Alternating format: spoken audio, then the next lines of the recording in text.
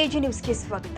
ತಮಿಳುನಾಡಿನ ಅಧ್ಯಕ್ಷ ಸ್ಥಾನಕ್ಕೆ ನಾನು ರಾಜೀನಾಮೆ ಕೊಟ್ಟಿದ್ದಕ್ಕೆ ಬೇರೆ ಕಾರಣ ಇಲ್ಲ. ಕೇಂದ್ರದ ವರಿಷ್ಠರ ತೀರ್ಮಾನ ಅದು. ಅಲ್ಲಿ ರಾಜ್ಯಾಧ್ಯಕ್ಷರ ಚುನಾವಣೆ ನಡೆಯಲಿದ್ದು ನಾನು ಪಕ್ಷದ ಕಾರ್ಯಕರ್ತನಾಗಿ ಕೆಲಸ ಮಾಡಲಿದ್ದೇನೆ ಎಂದು ಅಣ್ಣಾಮಲೈ ಹೇಳಿದ್ದಾರೆ.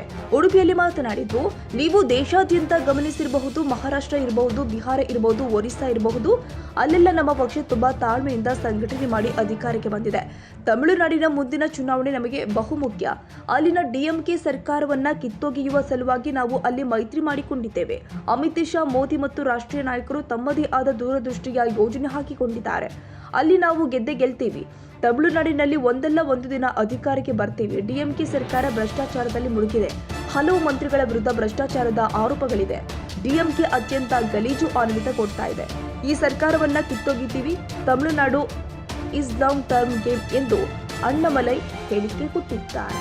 ಚೇಂಜಸ್ ಏನೂ ಆಗಿಲ್ಲ ಅಣ್ಣ, ಚೇಂಜಸ್ ಆಗ್ತದೆ. ನೀವು ಸ್ವತಂತ್ರವಾಗಿ ಬಿಜೆಪಿಯನ್ನು ಅಧಿಕಾರಕ್ಕೆ ತರ್ತೇನೆ ಅಂತ ಕಾನ್ಫಿಡೆನ್ಸ್ ಅಲ್ಲಿ ಹೇಳಿದ್ರಿ.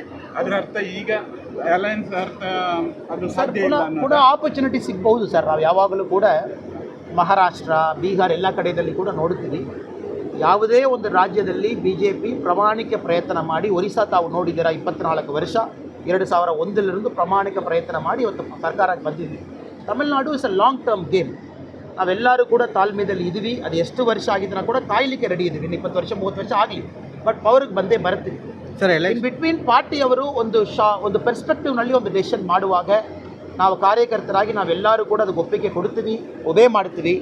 ಸೊ ಪಾರ್ಟಿಯವರು ಕೆಲವು ನ್ಯಾಷನಲ್ ಲೆವೆಲ್ ನೋಡ್ತಾರೆ. DMK ಎಷ್ಟು ಒಂದು ಗಲೀಜ್ ಸರ್ಕಾರ ಮಾಡ್ತಾ ಇದ್ದಾರೆ ತಾವು ನೋಡ್ತೀರಾ. Specially atrocity against woman and children ತಾವು ನೋಡ್ತೀರಾ. ಕರಪ್ಷನ್ 13 ಮಿನಿಸ್ಟರಲ್ಲಿ ಅವರ ಮೇಲೆ ಕರಪ್ಷನ್ ಅಲಿಗೇಷನ್ ಇಲ್ಲ ಸರ್. ಕೋರ್ಟ್ನಲ್ಲಿ ಕೇಸ್ ಇದೆ. ಒಂದು ಮಂತ್ರಿ ಜಸ್ಟ್ 1.5 ವರ್ಷ ಜೈಲು ಹೋಗಿಬಿಟ್ಟು ವಾಪಸ್ ಬಂದು ಪುನಃ ಮಂತ್ರಿಯಾಗಿದ್ದಾರೆ, ಸೆಂಥಿಲ್ ಬಾಲಾಜಿ. ಸೊ ನಮ್ಮ ಪಾರ್ಟಿ ಇವಾಗ ಏನು ಡಿಸೈಡ್ ಮಾಡಿದ್ದಾರೆ, DMK ನಾವು ಅಡ್ಡಪಡಿಸಬೇಕು, ಔಟ್ಸೈಡ್ ಹೋಗಬೇಕು. ಸೊ ಲಾಂಗ್ ಟರ್ಮ್ ದೃಷ್ಟಿಕೋನದಲ್ಲಿ ನಮಗೆ ಆಪರ್ಚುನಿಟಿ ಪುನಃ ಪಾರ್ಟಿಗೆ ಯಾವಾಗಲೂ ಇದ್ದೇ ಇರುತ್ತದೆ. ಪಾಲಿಟಿಕ್ಸ್ನಲ್ಲಿ patience is more important than power. ಇದು ಯಾವ ಲಿಯೋ ಟಾಟ್. ಕನ್ನಡಿಗರ ಮೆಚ್ಚಿನ ನಿಮ್ಮ ಎಜೆ 24/7 ನ್ಯೂಸ್ ಕನ್ನಡ ವಾಹಿನಿ ಇದೀಗ ಟಿವಿಯಲ್ಲಿ ಲಭ್ಯ. ಒಂದು ವೇಳೆ ನೋಟಿಸ್ ಕೊಟ್ಟಿದ್ರೆ ವಾಪಸ್ ತಗೋತೀವಿ. ಇವತ್ತು ವಕ್ಫ್ ಪ್ರಾಪರ್ಟಿ ಅಂತೇಳಿ ಬರ್ತದೆ ಅಂತ ಹೇಳಿದ್ರೆ ರೈತರು ಬೀದಿಗೆ ಬಂದ್ರೆ ಏನ್ ಮಾಡ್ಬೇಕಾಗತ್ತೆ? ಯಾರು ವೋಟ್ ಹಾಕಲಿಲ್ಲ ಅಂದ್ರೆ ಗ್ಯಾರಂಟಿನೆಲ್ಲ ಸ್ಟಾಪ್ ಮಾಡ್ಬಿಡ್ತೀವಿ.